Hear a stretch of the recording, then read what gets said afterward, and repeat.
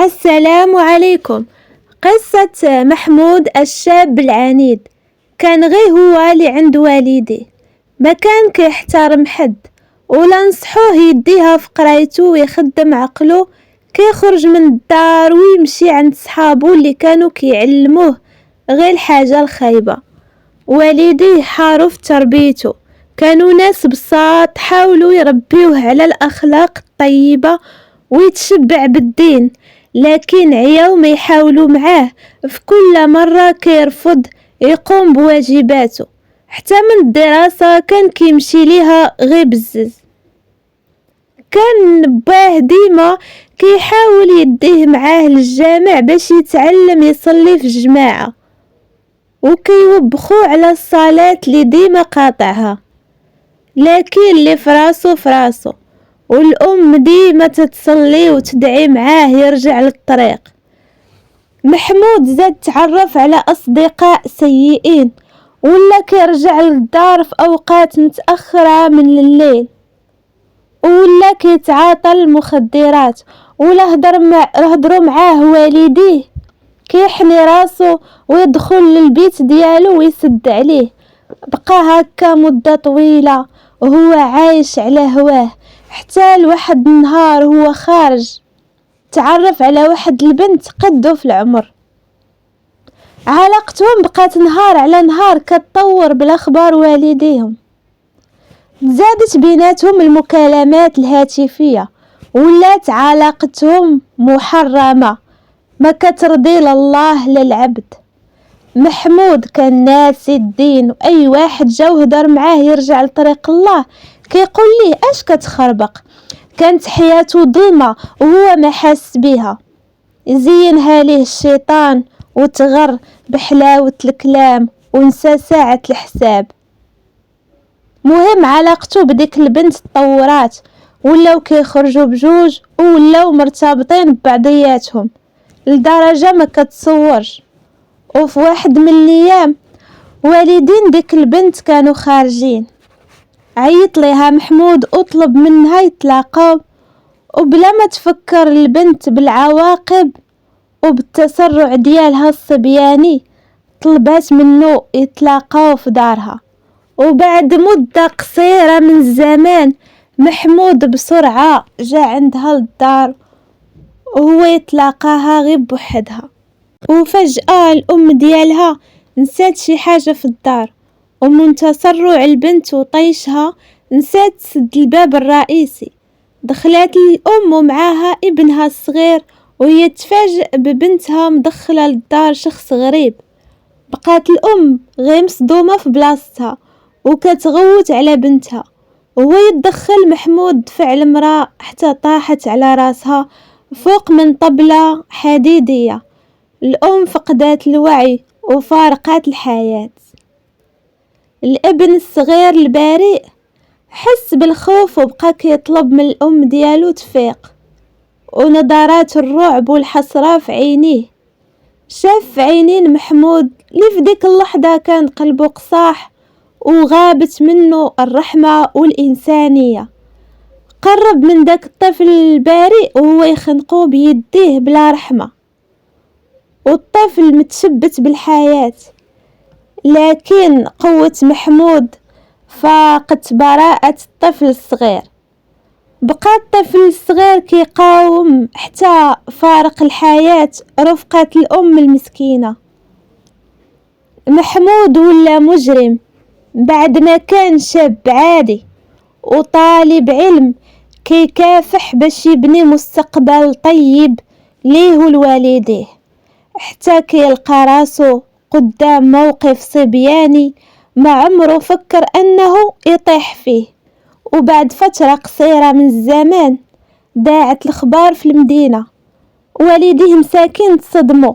محمود قدم راسو للبوليس، وفي ديك اللحظة تفكر نصائح الأب ديالو وكيفاش كان كيقول ليه ولدي الطريق اللي غادي فيها طريق الخسران. وقال كيفاش غادي يكون شعور الأب ديالي والأم ديالي اللي غطست ليهم راسهم في التراب وطعنتهم بلا رحمة. سمحوا لي يا والديا ما كنتش الابن المثالي. دخل محمود للسجن، لقى راسو في عالم جديد بعد ما كان معزز مكرم في دارهم. تمنى لو كان ترجع ليام يعيش هاني ويسمع الكلام والديه. محمود بشناعة الجرم اللي ارتكب في دوك الناس الأبرياء تحكم عليه بالقصاص، وهو في السجن الانفرادي كيسمع المجموعة من السجناء كيقراو القرآن. في ديك اللحظة تفكر كلام الأب ديالو اللي كان كينصحو بالقرآن وأن ليه فضل كبير وهو نور الحياة. محمود ندم، وما فاجع عليه في ديك الزنزانة الانفرادية غير أصوات الذكر والقرآن. محمود بدا كيحس بواحد الشعور غريب، بواحد النور رباني في قلبه وهو كيسمع قوله تعالى: قل يا عبادي الذين أسرفوا على أنفسهم لا تقنطوا من رحمة الله إن الله يغفر الذنوب جميعا إنه هو الغفور الرحيم. بعد ما كان مقلق وفقد الآمال في الحياة، تزرع فيه أمل جديد، أمل الحياة بطاعة الله ورضاه، الأمل بأنه ما كيدوم غير تقوى الله، الأمل بأن الحياة أجمل مع الله، وأن السعادة لا توجد إلا مع الله.